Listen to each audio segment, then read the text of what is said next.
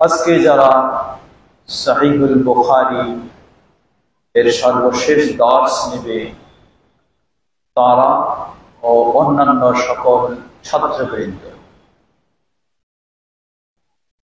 সুধীবৃন্দ, আজকে আমরা এই দর্শে যারা রয়েছেন, বিশেষ করে আমাদের অত্যন্ত শ্রদ্ধাভাজন বাংলাদেশ জমিয়তে আহলে হাদিসের কেন্দ্রীয় উপদেষ্টা ও ঠাকুরগাঁ জেলা জমিয়তে আহলে হাদিসের দীর্ঘদিনের সভাপতি, বিশিষ্ট আলেমে দ্বীন শেখ মনজুর খোদা হাফিজাহুল্লাহ ও অন্যান্য অতিথিবৃন্দ, আমরা আজকে অত্যন্ত আনন্দের সাথে মাদ্রাসাতুল হুদা আল ইসলামিয়া সালাফিয়া এর সর্বশেষ শ্রেণী, সর্বোচ্চ শ্রেণী দৌরা হাদিসের সবচেয়ে হাদিসের গুরুত্বপূর্ণ গ্রন্থ সহিহুল বুখারী ওস্তাদগণ দর্শ দিয়েছেন, যার শেষ দর্শ আজকে আমরা গ্রহণ করব। এই মহতী অনুষ্ঠানে উপস্থিত সকলকে আবারও মোবারকবাদ জানাচ্ছি। এ পর্যায়ে সময় যেহেতু আজকে আমাদের সীমাবদ্ধ, বিভিন্ন কর্মসূচি রয়েছে, আজকের এই মাহফিলে বিশিষ্ট আলোচক হিসাবে শেখ ডক্টর ইমাম হুসাইন হাফিজাহুল্লাহ, শেখ আব্দুল্লাহ আল মাহমুদ হাফিজাহুল্লাহ, তারাও সকলে উপস্থিত রয়েছে। তাই আমরা সীমাবদ্ধ সময়ের মধ্যেই আমাদের কর্মসূচি বা আমাদের দর্শ সম্পন্ন করব। প্রথমেই একজনকে আমি আজকের দর্শের হাদিস বলার জন্য আহ্বান জানাচ্ছি। السلام عليكم ورحمة الله وبركاته. السلام. بسم الله الرحمن الرحيم. الحمد لله رب العالمين، والصلاة والسلام على سيد الأنبياء والمرسلين وعلى آله وصحبه ومن تبعهم بإحسان إلى يوم الدين. أما بعد، فإن خير الحديث كتاب الله، وخير الهدي هدي النبي صلى الله عليه وسلم، وشر الأمور محدثاتها، وكل محدثة بدعة، وكل بدعة ضلالة، وكل ضلالة في النار. اللهم اغفر لنا ولشيخنا ولمديرنا ولأساتذتنا وللذين بذلوا جهودهم لخدمة هذه المدرسة من بدايتها حتى الآن، ولجميع المسلمين. آمين يا رب العالمين. وبالسند المتصل منا إلى الشيخ الإمام الحمام الحافظ الحجة أمير المؤمنين في الحديث أبي عبد الله محمد بن إسماعيل بن إبراهيم بن المغيرة بن المقدسة البخاري والجعفي مولاهم رحمه الله تعالى أنه قال: باب قول الله تعالى: ونضع الموازين القسط ليوم القيامة وأن أعمال بني آدم وقولهم موسى. وقال مجاهد: القسطاس أي الأدل بالرؤية، ويقال القسط مصدر المقسط وهو العادل، وأما القاصد فهو الجائر. وبه قال حدثني أحمد بن إسحاق قال حدثنا محمد بن فضيل عن عمر بن الخطاب عن أبي سلمة عن أبي هريرة رضي الله عنه قال: قال النبي صلى الله عليه وسلم: كلمتان حبيبتان إلى الرحمن خفيفتان على اللسان ثقيلتان في الميزان، سبحان الله وبحمده سبحان الله العظيم، صلى الله عليه وسلم وعلى آله وصحبه أجمعين. السلام عليكم ورحمة الله. আলহামদুলিল্লাহ, আমরা ছাত্রের কণ্ঠে সহিহুল বুখারীর সর্বশেষ অধ্যায়, শিরোনাম এবং সনদ সহ আমরা হাদিস শুনেছি। সহিহুল বুখারী এর সর্বশেষ দর্শে আমরা কয়েকটি বিষয় নিয়ে খুব সংক্ষিপ্তভাবে আলোচনা করব। প্রথম, ইমাম আল বুখারী রাহিমাহুল্লাহর বিষয়। দ্বিতীয়, সহিহুল বুখারীর বিষয়। তৃতীয়, এই হাদিসকে কেন্দ্র করে। চতুর্থ, যা আমাদের করণীয় রয়েছে, শিক্ষা গ্রহণের রয়েছে। প্রথমে আসি আমরা এই সহিহুল বুখারী, যা পৃথিবীর মাঝে কোরআনুল কারীমের পরে সবচেয়ে শ্রেষ্ঠ, সবচেয়ে বিশুদ্ধ হাদিস গ্রন্থ। সেই হাদিস গ্রন্থ আমরা খুব সহজভাবে সহিহ বুখারী বলেছি। যিনি এই জীবনের সর্বোচ্চ ত্যাগ স্বীকার করে এই হাদিস গ্রন্থ সংকলন করেছেন, তাকেও আমরা খুব সহজভাবে ইমাম বুখারী বলেছি। তার পূর্ণ নাম হচ্ছে আবু আব্দুল্লাহ মুহাম্মদ বিন ইসমাঈল বিন ইব্রাহিম বিন আল-মুগীরা বিন বাকর আল-জুরফি আল-বুখারী রাহিমাহুল্লাহ। তিনি জন্ম লাভ করেন 194 হিজরিতে। তিনি মৃত্যুবরণ করেন 256 হিজরিতে। ইমাম আল বুখারী রাহিমাহুল্লাহ, যার উপাধি হচ্ছে ইমামুল মুহাদ্দিসিন, আমিরুল মুমিনিন ফিল হাদিস, যিনি ইমাম বুখারী রাহিমাহুল্লাহ থেকে শুরু করে পরবর্তী আজও পর্যন্ত যত মুহাদ্দিস, সকল মুহাদ্দিসের যিনি ইমাম, তিনি হলেন ইমাম আল বুখারী রাহিমাহুল্লাহ। তিনি একটি অত্যন্ত সম্ভ্রান্ত এবং অত্যন্ত দিনদার ধার্মিক পরিবারে জন্মগ্রহণ করেন। কেমন ধার্মিক পরিবার? ইমাম আল বুখারী রাহিমাহুল্লাহর বাবা ইসমাঈল, তিনি বলছেন,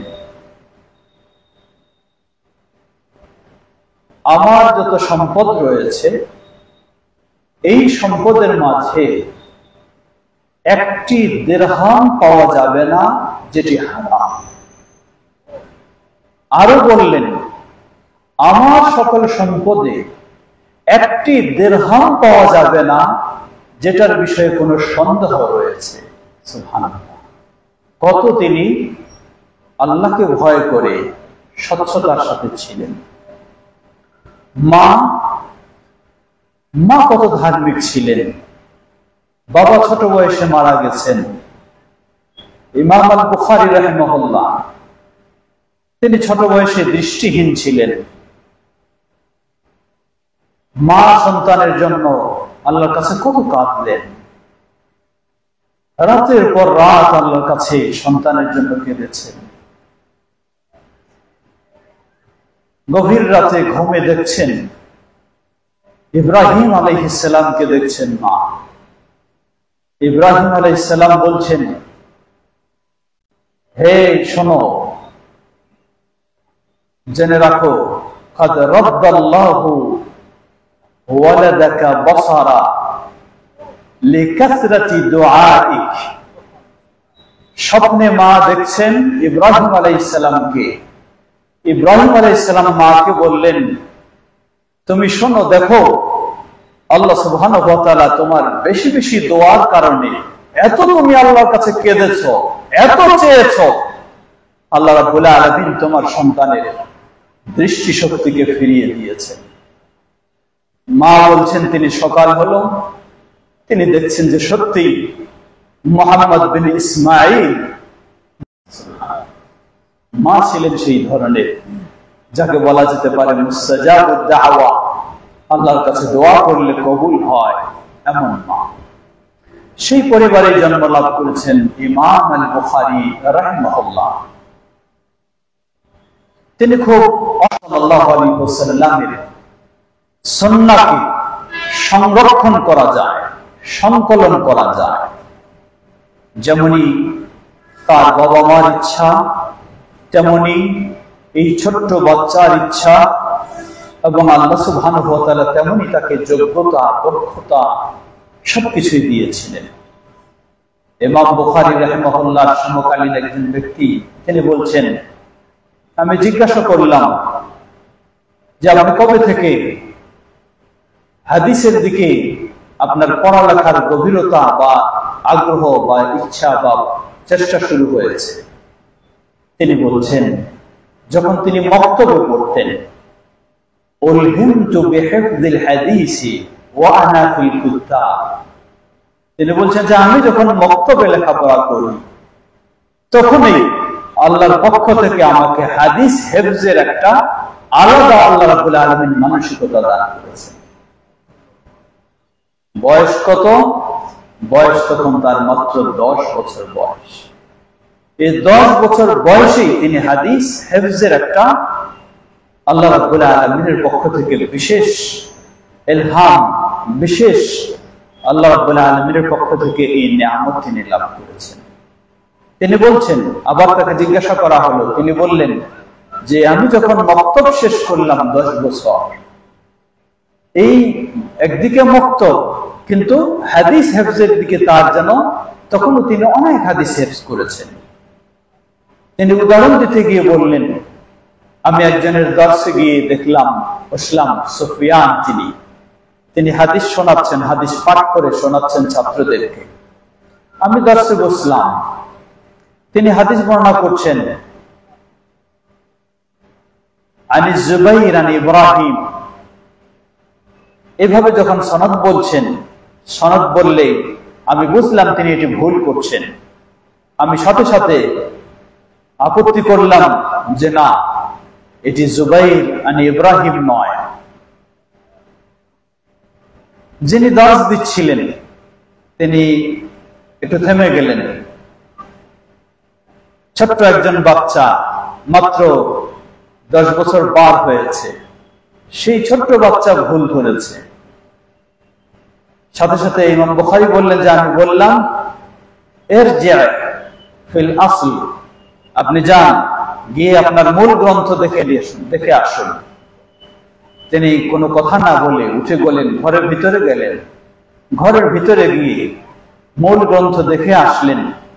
দেখে এসে ইমাম বুখারী রাহিমাহুল্লাহ, ছোট্ট বাচ্চা, তাকে বলছেন যে কি হয় বলো, তাহলে কি হতে পারে? ইমাম বুখারী রাহিমাহুল্লাহ শুদ্ধ করে বলে দিলেন। বলে দেওয়ার পর ইমাম বুখারীর কাছ থেকে কলম নিয়ে তিনি তার নোটটাকে কারেকশন করে বললেন যে তুমি সঠিক বলেছো। আল্লাহ। ইমাম বুখারীকে জিজ্ঞাসা করলেন, যিনি জানতে চাচ্ছিলেন তার অবস্থাটা, বললেন যে আপনার বয়স তখন কত? তিনি বলছেন যে আমার বয়স তখন 11 বছর। সুবহানাল্লাহ। 11 বছর বয়সে তিনি হাদিসের এত হেফজ করেছেন, এত যোগ্যতা অর্জন করেছেন, সেই সময়ে মুহাদ্দিসদেরকে তিনি সংশোধনী দিচ্ছেন। আল্লাহু আকবার। সত্যি ইমাম আল বুখারী রাহিমাহুল্লাহ, তিনি কি ধরনের মেধা শক্তি ছিল তার, আল্লাহ কি ধরনের তাকে যোগ্যতা দিয়েছিলেন। দীর্ঘ কথা বলার সুযোগ আমাদের হাতে হয়তো হবে না, ছোট্ট একটি ঘটনা বলেই শেষ করছি। ইমাম আল বুখারী রাহিমাহুল্লাহ যখন বাগদাদে গেলেন, এটি প্রসিদ্ধ, ইমাম আয-যাহাবী সিয়ারু আ'লামিন নুবালা সহ বিভিন্ন জন এটি উল্লেখ করেছেন। বাগদাদে গেলে তিনি সত্যি একজন দক্ষ, বিজ্ঞ, প্রাজ্ঞ মুহাদ্দিস। কিন্তু আমরা জানি সব জায়গায় রয়েছে যোগ্য মানুষকে অযোগ্য মানুষেরা সব সময় বেকায়দায় ফেলানোর চেষ্টা করে। বাগদাদে যাওয়া ইমাম বুখারী রাহিমাহুল্লাহর দক্ষতা, বিজ্ঞতা এবং হাদিসের ক্ষেত্রে তার অতুলনীয়, অপ্রতিদ্বন্দ্বী যোগ্যতা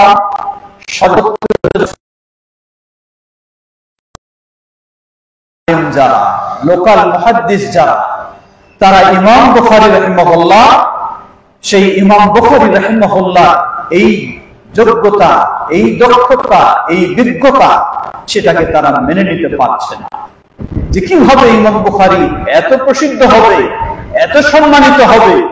তাই তারা ভিতরে ভিতরে চিন্তা করলো, ইমাম বুখারীকে কখনো ছেড়ে দেওয়া যাবে না, তাকে মানহানি করতেই হবে, তার সম্মান নষ্ট করতেই হবে।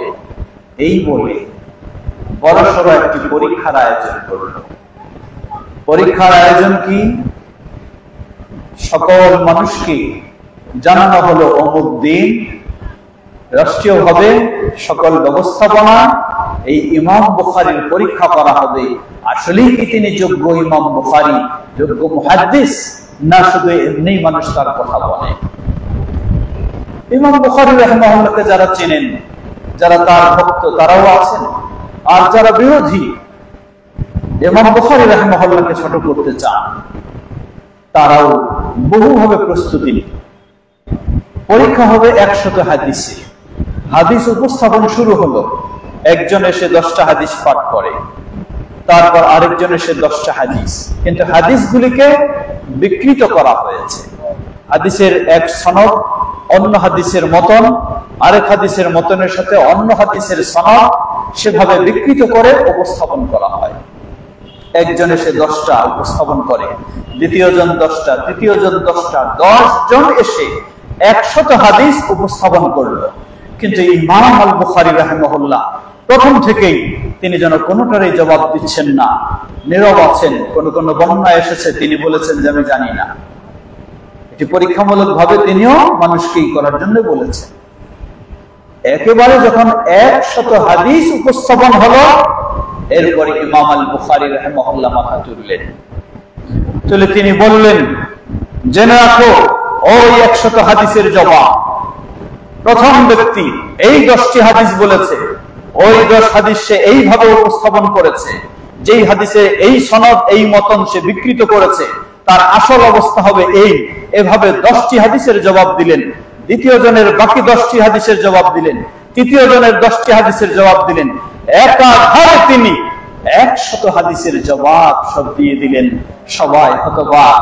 ইমাম আল বুখারী রাহিমাহুল্লাহ সত্যিই যে তিনি প্রকৃত মুহাদ্দিস, সত্যিই যে তিনি সম্মানিত। ওই সব মানুষেরা যারা তাকে মানহানি করার চেষ্টা করেছিল, ইমাম আল বুখারী রাহিমাহুল্লাহকে মানহানি নয়, তাদের সামনে ইমাম আল বুখারী রাহিমাহুল্লাহর মান সম্মান আল্লাহ আরো বৃদ্ধি করে দিলেন।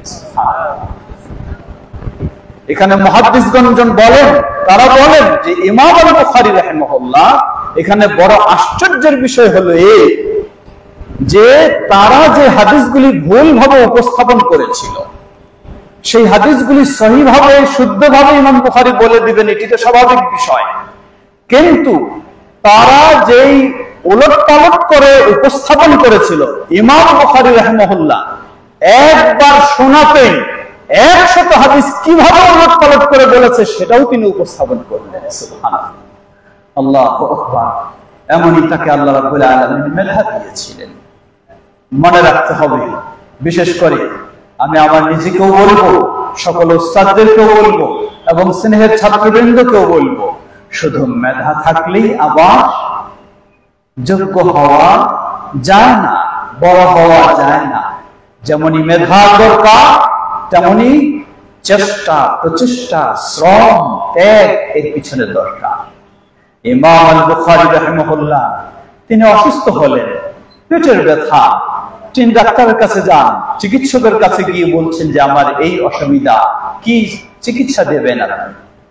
তারা খোঁজ খবর নিয়ে বলেন যে আপনার ভিতরে কোনো রোগ নেই, কিন্তু সমস্যা এতটুকু, সেটুকু হলো আপনি কোনো সবজি ছাড়া, কোনো রসালো জিনিস ছাড়া শুধু শুকনো রুটি খেয়েই জীবন যাপন করছেন, এটাই হলো আপনার রোগের কারণ। সুতরাং আপনাকে শুকনো রুটির সাথে রসালো কিছু দিয়ে আপনাকে খেতে হবে। ইমাম এই হাদিস সংগ্রহ এবং হাদিস সংকলনের ক্ষেত্রে যারা বর্ণনা দিচ্ছেন, একজন একদিন তার সাথে রাত কাটালেন। তিনি রাত জেগে পরের দিন বলছেন যে আল্লাহু আকবার, ইমাম আল বুখারী রাহিমাহুল্লাহ দিনের বেলা তো আছেই, রাতের বেলা তার অবস্থাটা হলো এই, কোন কোন রাতে 20 বার পর্যন্ত তিনি উঠেন, বাতি জ্বালান, আবার তিনি ফ্রেশ করেন, নোট করেন, আবার তিনি বিছানায় যান, আবার তিনি উঠেন। সুবহানাল্লাহ।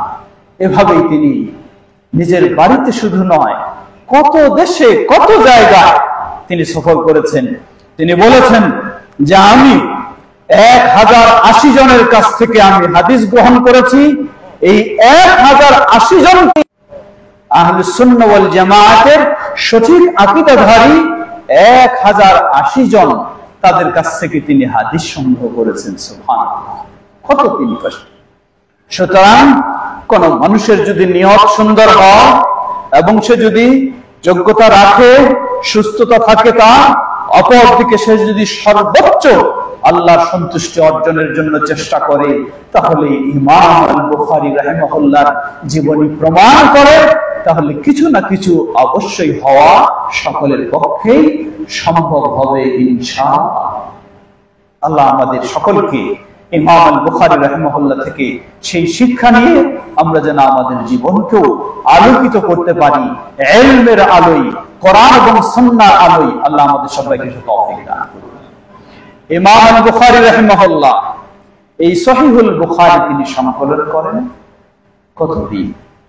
লক্ষ লক্ষ হাদিস থেকে বাছাই করতে করতে মাত্র কয়েক হাজার হাদিস এবং 16 বছর একাধারে এটা সংকলনের পিছনেই শুধু সময় লেগেছে 16 বছর। সহিহুল বুখারী যার বিষয়ে সকল ইসলামী ব্যক্তিত্বগণ একমত, আসাহুল কুতুবি বাদা কিতাবিল্লাহি তাআলা as-সাহিহু লিল ইমাম আল বুখারী। পৃথিবীর বুকে, আসমানের নিচে, জমিনের উপরে আল্লাহ সুবহানাহু ওয়া তাআলার কিতাবের পরে সবচেয়ে নির্ভরযোগ্য বিশুদ্ধ হাদিস গ্রন্থ হলো ইমাম আল বুখারী রাহিমাহুল্লাহ সহিহ আল বুখারী।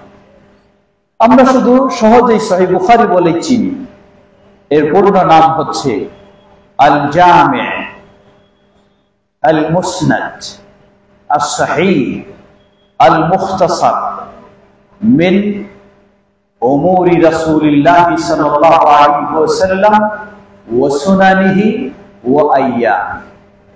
আল জামি',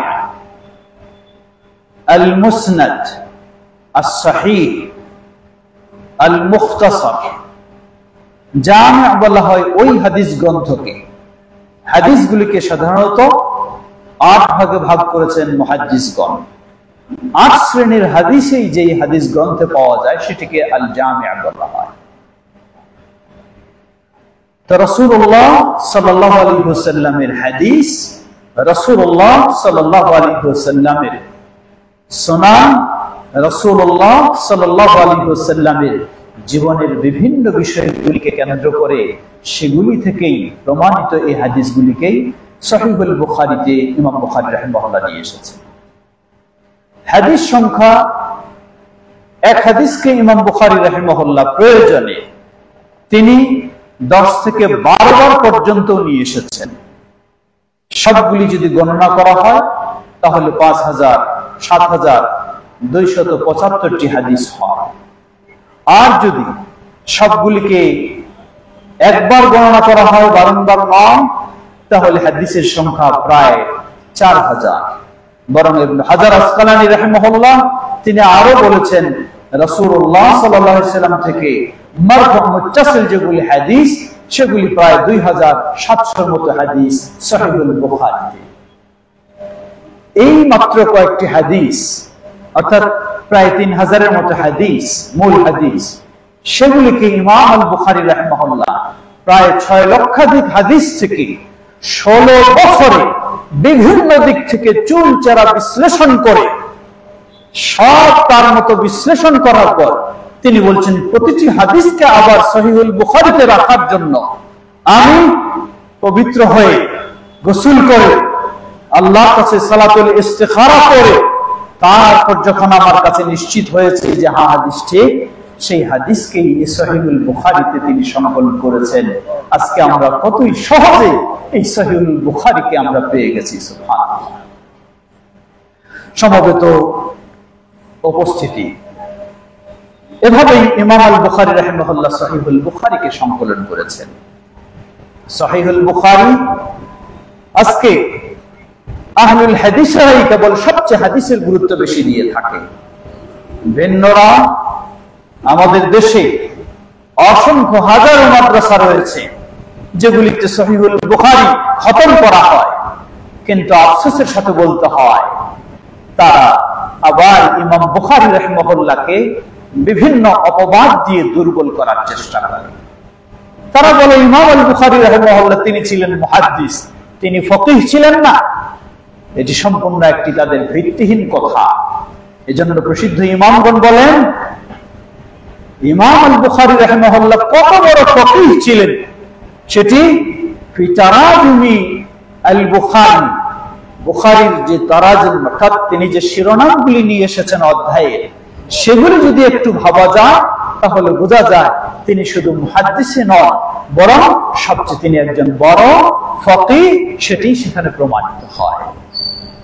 ইমাম আল বুখারী রাহিমাহুল্লাহ আজকে অনেক মুহাদ্দিস রয়েছেন যারা হাদিসের গুরুত্ব দিয়ে থাকেন ঠিকই, কিন্তু আকীদার গুরুত্ব তাদের কাছে নেই। কিন্তু যদি লক্ষ্য করি ইমাম আল বুখারী রাহিমাহুল্লাহ যেমনই তিনি শ্রেষ্ঠ মুহাদ্দিস, তেমনই তিনি আকীদার ক্ষেত্রেও শ্রেষ্ঠ গুরুত্ব দিয়েছেন। আজকে আমরা যে হাদিসটি শুনেছি সহিহুল বুখারী সর্বশেষ চ্যাপ্টার, সর্বশেষ পর্ব, তা হলো কিতাবুত তাওহীদ ওয়া রাদ্দ আলাল জাহমিয়া ওয়া গায়রিহিম। সেই পর্ব থেকে সর্বশেষ 58তম অধ্যায়, সেই হাদিসটি আজকে আমরা এখানে আজকে শুনছি। ইমাম আল বুখারী রাহিমাহুল্লাহ সহিহুল বুখারীটাকে কিভাবে সংকলন করলেন? এটাকে একদিকে জামিয়া বলছি, একদিকে মুসনাদ বলছি, আরেকদিকে ফিকহের ক্ষেত্রেও সব দিক থেকে যেন ভরপুর। অপর দিক থেকে যদি আমরা বলি আকীদার দিক থেকে, তাহলেও যেন এটি একটি আকীদার ও সুন্দর গ্রন্থ। ইমাম আল বুখারী রাহিমাহুল্লাহ সহিহুল বুখারী সর্বপ্রথম কি নিয়ে এসেছেন? সর্বপ্রথম তিনি যে হাদিসটি নিয়ে আসলেন সেটি হলো নিয়তের হাদিস, ইন্নামাল আ'মালু বিন্নিয়াত। এই হাদিস দিয়ে তিনি নিজেকেও স্মরণ করে দিচ্ছেন, যারা পড়াবে তাদেরকেও স্মরণ করে দিচ্ছেন, যারা পড়বে তাদেরকেও স্মরণ করে দিচ্ছেন। শুধু হাদিস পড়লেই হবে না, থাকতে হবে নিয়ত সুন্দর হবে।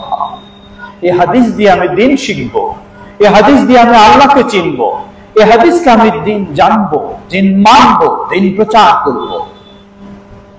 ইমাম আল বুখারী রাহিমাহুল্লাহ প্রথমে পর্ব নিয়ে আসলেন কাইফা কানা বাদউ আল ওয়াহী, কিভাবে ওহীর সূচনা হলো, কেন তিনি ওহী দিয়ে শুরু করলেন, অথচ আরো অনেক গুরুত্বপূর্ণ বিষয় রয়েছে।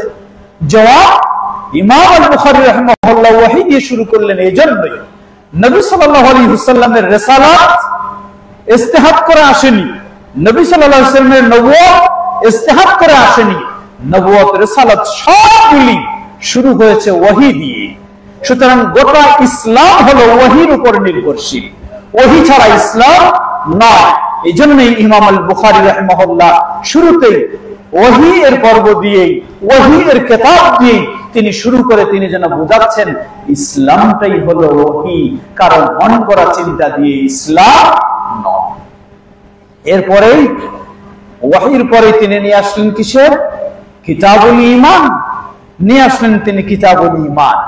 কারণ ইসলাম লাভ করব আমরা ওহীর মাধ্যমে, আর ইসলাম লাভ করে সবচেয়ে যে জিনিসটাকে বেশি আমাদের গুরুত্ব দিতে হবে সেটি হলো ঈমান। তাই ইমাম আল বুখারী রাহিমাহুল্লাহ কিতাবুল ঈমান নিয়ে আসলেন। আজকে ঈমানের যে সংজ্ঞা, ঈমানের পরিচয়, ঈমানের বৈশিষ্ট্য বর্ণনা করতে গিয়ে কত ভ্রান্ত চিন্তা, সবগুলিকে কোরআন এবং সহিহ হাদিসের দলিল দিয়ে ইমাম আল বুখারী রাহিমাহুল্লাহ কিতাবুল ঈমান সেভাবে বর্ণনা দিয়েছেন। ঈমান, এরপরে আসবে আমল, তাই তাহারা, সালাত। কিন্তু ইমাম আল বুখারী রাহিমাহুল্লাহ কিতাবুল ঈমানের পরে ডাইরেক্ট তিনি কিতাবুত তাহারায় চলে যাননি, তাহারার আগে নিয়ে আসলেন কিতাবুল ইলম। কারণ ইলম ছাড়া কোনো ইবাদত হতে পারে না, ইলম ছাড়া কোনো আমল হতে পারে না। আমল ঠিক হতে হলে অবশ্যই আগে আমাকে ইলম লাগবে। তাই ইমাম আল বুখারী রাহিমাহুল্লাহ তিনি নিয়ে আসলেন এরপরে কিতাবুল ইলম, এরপরে তিনি ইবাদত শুরু করতে গেলেন। আর ইবাদতের প্রথম গুরুত্বপূর্ণ হলো সালাত, আর সালাত হবে না তাহারা ছাড়া, তাই তিনি তাহারা দিয়ে শুরু করলেন। শুরু হলো, শেষ করলেন কিতাবুত তাওহীদ। কারণ আল্লাহ রাসূল সাল্লাল্লাহু আলাইহি ওয়াসাল্লাম বলেন, মান কানা আখিরু কালামিহি লা ইলাহা ইল্লাল্লাহ দাখালাল জান্নাহ। যার জীবনের শেষ বাণীটি হবে তাওহীদের বাণী, তাহলে সে নিশ্চিত জান্নাতে প্রবেশ করবে ইনশাআল্লাহ। তাই ইমাম আল বুখারী রাহিমাহুল্লাহ সহিহুল বুখারীকে আবার শেষ করলেন তাওহীদ দিয়ে। তাই তিনি শেষে নিয়ে আসলেন কিতাবুত তাওহীদ ওয়ার রাদ্দ আলাল জাহমিয়া ওয়া গায়রিহি। আজকে আফসোসের সাথে বলতে হয়, ইমাম বুখারী রাহিমাহুল্লাহ নিয়ে আসলেন কিতাবুত তাওহীদ ওয়ার রাদ্দ আলাল জাহমিয়া ওয়া গায়রিহি। কেন তিনি এখানে দুটি জিনিস, এক হলো ইসবাত আর এক হলো নাফি। ইসবাত আর এক নাফি। তিনি সাব্যস্ত করছেন তাওহীদ, অপরদিকে খণ্ডন করছেন, প্রতিবাদ করছেন, জবাব দিচ্ছেন দাঁত ভাঙ্গা যারা এই তাওহীদকে নষ্ট করেছে। তারা হলো জাহমিয়া। সেই জাহমিয়াদের অনুসারীরাই আজকে বিশ্বাস করে আল্লাহ সুবহানাহু ওয়া তাআলা সসত্তায় সর্বত্র বিরাজমান। এই বিশ্বাস কার? এই আকীদা কার? এটি হলো জাহমিয়া, সেই ভ্রান্ত যারা মুসলিম বলা যায় না তাদের। ইমাম আল বুখারী রাহিমাহুল্লাহ সহিহুল বুখারীর শেষ পর্বে করেছেন, সঠিক আকীদাকে তিনি সাব্যস্ত করেছেন। ঠিক তেমনি ভাবে ইমাম আল বুখারী রাহিমাহুল্লাহ একদিকে সেই ভ্রান্ত, অন্যভাবে বলবো আজকে এই জাহমিয়ার আকীদা আল্লাহ রাব্বুল আলামিনের সুন্দর সিফাতগুলিকে যা কিতাবে প্রমাণিত কোরআন কারীমে এই 58টি অধ্যায়ের মাঝে কোন তাওহীদের বিষয়গুলি বেশি আলোচনা করেছেন। শুরু করেছেন তিনি তাওহীদ উলুহিয়া দিয়ে, অতঃপর তিনি বেশি আলোচনা করেছেন তাওহীদুল আসমা ওয়াস সিফাত। এই বিষয়গুলি তিনি বেশি সর্বশেষ এই কিতাবে আলোচনা করেছেন। কারণ আজকে মুসলিম সমাজে আকীদাগত ভ্রান্তি সবচেয়ে বেশি হলো তাওহীদুল আসমা ওয়াস সিফাত। আল্লাহ সুবহানাহু ওয়া তাআলার সুন্দর নাম এবং গুণাবলী, এগুলির ক্ষেত্রেই সবচেয়ে বেশি ভ্রান্তিতে রয়েছে মুসলিম সমাজ আজকে। তাই এই বিষয়টা আফসোসের সাথে বলতে হয়, বাংলার বুকে, ভারত উপমহাদেশে হাজার হাজার মাদ্রাসায় সহিহুল বুখারী শেষ করা হয়, এই দাস হয়, কিন্তু কেউ ওই সহিহ ইমাম আল বুখারী রাহিমাহুল্লাহ এই শেষ পর্বে কিভাবে তিনি সঠিক আকীদাকে প্রকাশ করার চেষ্টা করলেন, প্রতিষ্ঠা করার চেষ্টা করলেন, এবং ভ্রান্ত আকীদার তিনি কিভাবে দাঁত ভাঙা জবাব দিলেন, সেগুলির দিকে ভ্রুক্ষেপ নেই। এই সহিহুল বুখারী পড়ার পরেও ওই জাহমিয়াদের আকীদা, ওই মুতাজিলাদের আকীদা, ওই আশাইরীদের আকীদা, ওই মাতুরিদের আকীদা সেখানে আজও রয়েছে। শুধুমাত্র আহলুল হাদিস যারা, আলহামদুলিল্লাহ, তারাই চেষ্টা করে সাধ্যপক্ষে সহিহুল বুখারী যেমনই ভাবে পড়া, তেমনি ভাবে সহিহুল বুখারী থেকে আকীদা নেওয়া, সহিহুল বুখারী থেকে ঈমান নেওয়া, সহিহুল বুখারী থেকে আমল নেওয়া। আল্লাহ আমাদেরকে আরো বেশি তৌফিক দান করুন। ফিরে আসি খুব সংক্ষিপ্ত ভাবে সর্বশেষ অধ্যায়। আল ইমাম আল বুখারী রাহিমাহুল্লাহ তিনি বলেন, কাউলুল্লাহি তাআলা ওয়া নাদাউল মাওয়াজিনাল কিসত লিয়াউমিল কিয়ামা। সূরা আম্বিয়া 47 নম্বর আয়াত। এই আয়াতকে দিয়েই তিনি দলিল পেশ করছেন ইমাম বুখারী রাহিমাহুল্লাহ। শুধু হাদিস নিয়ে আসেন নাই, কোরআনের আয়াত দিয়েও তিনি ইস্তেমবাত করে দলিল পেশ করেছেন। এই আয়াত দিয়ে আল্লাহ রাব্বুল আলামিন বলছেন, ওয়া নাদাউল মাওয়াজিনাল কিসত লিয়াউমিল কিয়ামা। কিয়ামতের দিন আমি ইনসাফের পাল্লা স্থাপন করব। ইমাম বুখারী রাহিমাহুল্লাহ তিনি সাব্যস্ত করছেন, ওয়া আন্না আমালা বানি আদম ওয়া কাওলুহুম ইউজান। আদম সন্তানের আমলগুলি এবং কথাগুলি সবকিছুই কিয়ামতের কঠিন বিভীষিকাময় দিনে সেগুলি পাল্লায় ওজন করা হবে। মুতাজিলারা কিয়ামতের দিনে এই পাল্লা স্থাপন করা হবে এটিকে তারা অস্বীকার করে। এটিকে বলে তারা রূপক ভাবে বলা হয়েছে, মাজাজি ভাবে বলা হয়েছে। আমরা বলবো ইমাম আল বুখারী রাহিমাহুল্লাহ সেটি প্রমাণ করছেন যে এটি হাকিকি ভাবেই আল্লাহ রাব্বুল আলামিন বলেছেন। وقال مجاهد القسطاس العدل بالرومية ويقال القسط مصدر المقسط وهو العادل وأما القاسط فهو الجائر। কিস্ত শব্দের কিছু ব্যাখ্যা নিয়ে আসলেন ইমাম আল বুখারী রাহিমাহুল্লাহ, যেটি রোমি ভাষায় যদি হয় তাহলে কি অর্থ হতে পারে কোন শব্দের, এবং একই শব্দ তার ভিন্ন রূপের কারণে কখনো ইনসাফের অর্থ হবে, কখনো আবার জুলমের অর্থ হতে পারে। এরপরে ইমাম আল বুখারী রাহিমাহুল্লাহ তার উস্তাদ আহমদ ইবনে ইশকাক তার দিয়েই তিনি সনদ নিয়ে এসেছেন, যেই সনদের বর্ণনা আমাদের এখন সুযোগ নেই, সময় আমাদের শেষ প্রায়। এরপরে ইমাম আল বুখারী রাহিমাহুল্লাহ নিয়ে এসেছেন সবচেয়ে যেই সাহাবীর হাদিস, যেই সাহাবী সবচেয়ে বেশি হাদিস বর্ণনা করেছেন রাসূলুল্লাহ সাল্লাল্লাহু আলাইহি ওয়াসাল্লাম থেকে, সেই সাহাবীর হাদিস দিয়েই তিনি সহিহুল বুখারী শেষ করছেন। বড় আফসোসের বিষয়, হাদিস মুহাদ্দিসদের জগতে যেমন ইমাম আল বুখারী রাহিমাহুল্লাহ শ্রেষ্ঠ মুহাদ্দিস, রাসূলুল্লাহ সাল্লাল্লাহু আলাইহি ওয়াসাল্লামের কাছ থেকে সবচেয়ে যিনি বেশি হাদিস বর্ণনা করেছেন তিনি হলেন আবু হুরায়রা রাদিয়াল্লাহু আনহু। যারা আজকে হাদিসকে মানতে চায় না, নিজের মাযহাবের সাথে যদি সংঘর্ষ হয়, মাযহাবকে প্রাধান্য দেয়, হাদিসের প্রতি অবহেলা প্রকাশ করে, তারা যেমন ইমাম বুখারী রাহিমাহুল্লাহকে তিনি বলেছেন, তারা হানাফি মাযহাবে বলা হয় যে ইমাম বুখারী রাহিমাহুল্লাহ তিনি মুহাদ্দিস ছিলেন ঠিকই, তিনি ফকিহ ছিলেন না। আর এই প্রসিদ্ধ সাহাবী আবু হুরায়রা রাদিয়াল্লাহু আনহুকেও হানাফি মাযহাবের ফিকহে অপবাদ দেওয়া হয়েছে, বলা হয়েছে তিনি হলেন কাসীরুর রিওয়ায়া ওয়া কালিলুল ফিকহি, লা হাওলা ওয়ালা কুওয়াতা ইল্লা বিল্লাহ। এই সাহাবীকে অপবাদ দেওয়া হয়েছে যে তিনি রাসূল সাল্লাল্লাহু আলাইহি ওয়াসাল্লামের কাছ থেকে খালি বেশি বেশি হাদিস বর্ণনা করেছেন, কিন্তু তিনি হাদিস বুঝতেন না। লা হাওলা ওয়ালা কুওয়াতা ইল্লা বিল্লাহ। ভ্রান্ত দল তোমরা আজকে এই সাহাবীকে বলো বুঝতেন না হাদিস, তাহলে রাসূল সাল্লাল্লাহু আলাইহি ওয়াসাল্লামের হাদিস যদি সাহাবী না বুঝে তাহলে কে বুঝবে? কে আর বেশি বুঝতে পারে? সুতরাং এই সব ভ্রান্ত চিন্তাগুলি নিজের মাযহাবকে প্রতিষ্ঠা করার জন্য এবং হাদিসকে এড়িয়ে যাওয়ার জন্যই চিন্তা। আজকে আহলুল হাদিসরা চেষ্টা করে সাধ্যপক্ষে সবচেয়ে হাদিসের গুরুত্ব দেওয়া, কোরআনুল কারীমের সাথে এবং সাহাবায়ে কেরামদের প্রতি সেই শ্রদ্ধা জ্ঞাপন করা। আবু হুরায়রা রাদিয়াল্লাহু আনহু তার প্রসিদ্ধ, তিনি আবু হুরায়রা বলে প্রসিদ্ধ, তার নাম হচ্ছে আব্দুর রহমান। তিনি 7ম হিজরিতে ইসলাম গ্রহণ করেন। তিনি বলেন ক্বালা নবী সাল্লাল্লাহু আলাইহি ওয়াসাল্লাম কালিমাতানি হাবিবাতানি ইলার রহমান খাফিফাতানি আলাল লিসান সাকিলাতানি ফিল মিজান সুবহানাল্লাহ ওয়া বিহামদিহি সুবহানাল্লাহিল আযীম।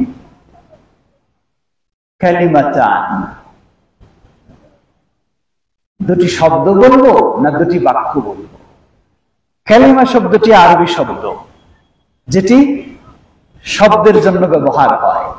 তাহলে এখানে কি বলবো? কিছু মানুষ কালিমা তাইয়্যিবা লা ইলাহা ইল্লাল্লাহ মুহাম্মাদুর রাসূলুল্লাহকে স্বীকার করতে চায় না, বলে কালিমা মানে তো একটা, এখানে তো লা ইলাহা ইল্লাল্লাহ মুহাম্মাদুর রাসূলুল্লাহ অনেক বড়, তাহলে এটা কেমনে কালিমা বলবো? এটি হলো তাদের বিজ্ঞতার পরিচয় না অজ্ঞতার পরিচয়? এটি অজ্ঞতার পরিচয়। আল্লাহ রাসূল সাল্লাল্লাহু আলাইহি ওয়াসাল্লাম বললেন কালিমাতান। এখানে কালিমাতান দ্বারা দুটি শব্দ উদ্দেশ্য নয়, দুটি বাক্য। কালিমাতান হাবিবাতান ইলার রহমান, যে দুটি দয়াময় রহমানের কাছে সবচেয়ে প্রিয়, অধিক প্রিয়। ইমাম আল বুখারী রাহিমাহুল্লাহ প্রতিটি শব্দ দিয়ে এখানে মাসআলা ইস্তেমবাত করছেন। প্রথমে হাবিবাতান মানে আল্লাহ সুবহানাহু ওয়া তাআলাও ভালোবাসেন, আল্লাহ ভালোবাসেন। আজকে আশাইরি মাতুরিদি তারা আল্লাহর ভালোবাসা এটাকে স্বীকার করতে চান না, অথচ এই হাদিস বলে দিচ্ছে কালিমাতান হাবিবাতান ইলার রহমান। আবার রহমান দিয়ে আল্লাহ সুবহানাহু ওয়া তাআলার একটি ইসম এবং আরেকটি সিফা ইমাম আল বুখারী রাহিমাহুল্লাহ সেটি দিয়ে সাব্যস্ত করছেন। খাফিফাতান আলাল লিসান, আল্লাহর কাছে প্রিয়, আবার খাফিফাতান আলাল লিসান, উচ্চারণেও খুব জটিল নয়, হালকা সহজ। আবার সাকিলাতান ফিল মিজান, পাল্লায় হালকা নয়, পাল্লায় অনেক ভারী। সুবহানাল্লাহ। বাদের সাথে মিল রয়েছে, সাকিলাতানে ফিল মিজান। এই বাদ দিয়ে ইমাম বুখারী রাহিমাহুল্লাহ মিজান সাব্যস্ত করতে চাচ্ছেন, এখানে সাকিলাতানে ফিল মিজান। কিয়ামতের দিন মানুষের কি মাপ করা হবে এ নিয়ে কোরআন এবং সুন্নাহর দলিলগুলি প্রমাণ করে 3 ধরনের বিষয় মাপ হবে। প্রথম হলো মানুষের আমল মাপ হবে। সেই আমলটা কথার হতে পারে, কাজের হতে পারে, নিয়তের হতে পারে, সব আমল মাপ হবে। দ্বিতীয় আমেল মাপ হবে। আমেল মানে কাজে, ব্যক্তিটাকেও মাপ করা হবে। এই মর্মে যেমন অমুসলিমের দেহ, বিশাল দেহ, আল্লাহর কাছে একটি ছোট্ট মশার দানার মতো হবে না। আবার সেই আব্দুল্লাহ ইবনে মাসউদ রাদিয়াল্লাহু আনহুর ক্ষেত্রে রাসূল সাল্লাল্লাহু আলাইহি ওয়াসাল্লাম বললেন, তার চিকন দুটি পা সেই উহুদের পাহাড়ের চেয়েও কিয়ামতের দিনে আরো বেশি ওজন হবে। সুবহানাল্লাহ। সুতরাং এগুলি প্রমাণ করে আমল ওজন হবে। তৃতীয় সহিফা, যে সহিফায় কালিমা শাহাদা লেখা থাকবে সেটি ওজন হবে। সুবহানাল্লাহি ওয়া বিহামদিহি সুবহানাল্লাহিল আযীম। সব কিছু বলার পরে আল্লাহর কাছে প্রিয় এবং বলতে সহজ, আবার পাল্লায় অনেক ভারী, কি সেটা? সুবহানাল্লাহি ওয়া বিহামদিহি সুবহানাল্লাহিল আযীম। প্রশ্ন, কেন এই বাক্য দুটি এত প্রিয়? কেন এই বাক্য দুটি এত ভারী? জবাব মনে রাখতে হবে, যে কোনো কথা এবং যে কোনো কাজ, ওই কাজ ওই কথা আল্লাহর কাছে সবচেয়ে প্রিয় যেই কথা এবং কাজে রয়েছে তাওহীদ এবং মুক্ত কি থেকে? শিরক থেকে মুক্ত, সেটি হলো আল্লাহর কাছে সবচেয়ে প্রিয়। সুবহানাল্লাহি ওয়া বিহামদিহি, আল্লাহ সুবহানাহু ওয়া তাআলার পবিত্রতা বর্ণনা, এটাই তাওহীদ। অপরদিকে আল্লাহকে সকল প্রকার অশোভনীয়, আল্লাহর জন্য শোভনীয় নয় এমন সবকিছু থেকে পবিত্র করা হচ্ছে। ওয়া বিহামদিহি, প্রশংসার সাথে আল্লাহর পবিত্রতা। সুবহানাল্লাহিল আযীম, সেই মহান আল্লাহ সুবহানাহু ওয়া তাআলার পবিত্রতা বর্ণনা। সহিহুল বুখারী ও মুসলিমের হাদিসে এসেছে, আল্লাহ রাসূল সাল্লাল্লাহু আলাইহি ওয়াসাল্লাম বলেন, কোন ব্যক্তি যদি দিনে 100 বার সুবহানাল্লাহি ওয়া বিহামদিহি পাঠ করে, হুত্তাত খাতায়াহু ওয়া ইন কানাত মিছলা যাবাদিল বাহর, তাহলে তার গুনাহগুলিকে আল্লাহ ক্ষমা করে দিবেন, যদিও সমুদ্রের ফেনার সমতুল্য তার গুনাহগুলি করে থাকে। সুবহানাল্লাহ। সময়ের স্বল্পতার কারণে আমরা দীর্ঘ করতে পারছি না। সহিহুল বুখারীর সর্বশেষ এই হাদিস আমাদেরকে স্মরণ করে দিচ্ছে, আমাদের জীবনের সর্বদা আল্লাহর তাওহীদকে সমুন্নত করতে হবে, আল্লাহর একত্ববাদকে সুপ্রতিষ্ঠিত করতে হবে এবং সকল প্রকার শিরক থেকে আমাদের নিজেদেরকে মুক্ত হতে হবে, জাতিকে মুক্ত করতে হবে। আজকে সেই লক্ষ্য উদ্দেশ্যকে সামনে রেখেই প্রতিষ্ঠিত হয়েছে আমাদের প্রিয় প্রতিষ্ঠান মাদ্রাসাতুল হুদা আল ইসলামিয়া আস-সালাফিয়া। আলহামদুলিল্লাহ, অনেক আনন্দের বিষয়, আজকে সহিহুল বুখারীর দার্সের মাধ্যমে, শেষ দার্সের মাধ্যমে সর্বোচ্চ পর্যায়ে এই মাদ্রাসা পৌঁছেছে। আলহামদুলিল্লাহ, সবটি আল্লাহ সুবহানাহু ওয়া তাআলা একমাত্র তার তৌফিক। অতঃপর আপনাদের সকলে সার্বিক সহযোগিতা, চেষ্টা ও প্রচেষ্টা, কৃতজ্ঞতা জানাই সকলকে। আল্লাহ রাব্বুল আলামিনের প্রশংসার পরে আপনাদেরকেও কৃতজ্ঞতা জানাই, যারা এই মাদ্রাসা প্রতিষ্ঠার সময় ছিলেন, আজকে হয়তো অনেকেই নেই। আল্লাহ তাদের ভুল ত্রুটি ক্ষমা করে এর বিনিময়ে জান্নাতুল ফেরদাউস নসিব করুন। যারা এর পিছনে অবদান রাখছেন, কমিটির সম্মানিত সভাপতি, সাধারণ সম্পাদক সহ সকল সদস্যবৃন্দ, মাদ্রাসার সম্মানিত প্রিন্সিপাল সহ সকল উস্তাদ বৃন্দ, সকল স্টাফ বৃন্দ এবং এলাকাবাসী ও জেলা জমিয়তে আহলে হাদিস এবং সবাই যে যেভাবে এই প্রতিষ্ঠানের পিছনে অবদান রাখছেন, আল্লাহ সকলের অবদানকে কবুল করুন। আজকে আমরা একদিকে মদিনা বিশ্ববিদ্যালয়ের সাথে এই মাদ্রাসার নিবন্ধন সম্পন্ন পেয়েছি, আলহামদুলিল্লাহ। অপরদিকে দাওরা হাদিসের ক্লাস বাকি ছিল, এটিও আমরা পেয়েছি, আলহামদুলিল্লাহ। সব দিক থেকেই আমাদের পরিপূর্ণতা আসছে। এখন আমাদের আল্লাহর উপরে ভরসা রেখে, আস্থা রেখে আরো আমাদেরকে সকলকে চেষ্টা করতে হবে। আজকে হয়তো আমরা 5 জন ছাত্র সহিহুল বুখারীর শেষ দর্শ নিচ্ছে, এমন একদিন আসবে যেদিন এখানে 500 জন ছাত্র সহিহুল বুখারীর দর্শ নেবে ইনশাআল্লাহ। আল্লাহ সেভাবে আমাদের এই মাদ্রাসাকে কবুল করে নিন। কতজন ছাত্র হেফজ শেষ করবে আজকে? এটি আরেকটি আনন্দের বিষয়। আজকে 22 জন ছাত্র যারা হেফজুল কোরআন, কোরআনুল কারীমের হেফজ শেষ করেছে, তাদেরকেও আজকে সমাপনী উপহার দেওয়া হবে বলি আলহামদুলিল্লাহ। সবটি আল্লাহ সুবহানাহু ওয়া তাআলার তৌফিক। অতঃপর আপনাদের সকলের চেষ্টা প্রচেষ্টা আমরা সকলকে স্মরণ করে দিতে চাই। আমরা আরো বেশি চেষ্টা করব, তাহলে আমাদের এই প্রতিষ্ঠান আরো সুন্দর হবে, আরো এগিয়ে যাবে। এখন আমরা পাচ্ছি উত্তরবঙ্গের শ্রেষ্ঠ প্রতিষ্ঠান হবে ইনশাআল্লাহ, গোটা দেশের শ্রেষ্ঠ প্রতিষ্ঠান ইনশাআল্লাহ। আল্লাহ সেভাবে আমাদের এই প্রিয় প্রতিষ্ঠানকে কবুল করে নিন। যারা যেভাবে অর্থ দিয়ে, সহযোগিতা দিয়ে, সময় দিয়ে অবদান রেখেছেন, আল্লাহ সকলের অবদানকে কবুল করে নিন। আমাদের প্রিয় ছাত্ররা যারা তোমরা এখানে শিক্ষা শেষ করছো, তোমরা পৃথিবীর যেখানেই থাকো না কেন, এই মাদ্রাসা হলো তোমাদের প্রিয় মাদ্রাসা। তোমরা কখনো মাদ্রাসাকে ভুলবে না। যেখানেই হোক কমপক্ষে দোয়ার মাঝে এবং বিভিন্ন ভাবে তোমরা প্রতিষ্ঠানের প্রতি সবসময় সহানুভূতি যেন তোমাদের সুদৃষ্টি সবসময় থাকে। অন্যভাবে আরো যারা নিচের দিকে রয়েছ, সেই শিশু থেকে শুরু করে উপর পর্যন্ত ছাত্র এবং ছাত্রী, আল্লাহর কাছে দোয়া করছি আল্লাহ তোমাদেরকেও ইমাম আল বুখারী রাহিমাহুল্লাহর মতো সেই যোগ্য আলিম মুহাদ্দিস হওয়ার তৌফিক দান করুন। আল্লাহ তোমাদেরকেও সেই ধরনের মেধা শক্তি দান করুন। তোমাদেরকেও সেই ধরনের যোগ্যতা অর্জন করে যোগ্য দাঈ ইলাল্লাহ হওয়ার তৌফিক দান করুন। আমাদের মাঝে উপস্থিত অনেকে অসুস্থ রয়েছেন, বিশেষ করে আমার আব্বা দীর্ঘদিন যাবৎ বিছানায় রয়েছেন। অনুরূপভাবে আরো যারা অসুস্থ রয়েছেন, আল্লাহ সকল অসুস্থদেরকে পরিপূর্ণ সুস্থতা দান করুন। আল্লাহ সকল অসুস্থদেরকে পরিপূর্ণ সুস্থতা দান করুন। সকল বিপদগ্রস্তদেরকে পরিপূর্ণ বিপদ থেকে মুক্তি দান করুন। বিশ্বব্যাপী নির্যাতিত মাজলুম মুসলিমদেরকে আল্লাহ হেফাজত করুন। আল্লাহ আমাদের এই দেশকেও আল্লাহ হেফাজত করুন। এই দেশকেও তাওহীদ ও সুন্নাহর পথে চলার আল্লাহ তৌফিক দান করুন। যারা এই প্রতিষ্ঠানের পিছনে রাত দিন সময় দিচ্ছেন, শ্রম দিচ্ছেন, সকলকে আল্লাহ জাযায়ে খায়ের দান করুন। সকলের এই চেষ্টা প্রচেষ্টাকে আল্লাহ কবুল করে নিন এবং এই প্রতিষ্ঠানকে আল্লাহ তাওহীদ ও সুন্নাহর প্রতিষ্ঠান হিসেবে কিয়ামত পর্যন্ত সুপ্রতিষ্ঠিত রাখুন। আমাদের সন্তানদেরকে যেন ইসলামের আলোকে গড়ে তুলতে পারি, আল্লাহ সে তৌফিক আমাদেরকে দান করুন। সুবহানাল্লাহি ওয়া বিহামদিকা আশহাদু আল লা ইলাহা ইল্লা আনতা আস্তাগফিরুকা ওয়া আতুবু ইলাইক। আসসালামু আলাইকুম ওয়া রাহমাতুল্লাহি ওয়া বারাকাতুহু।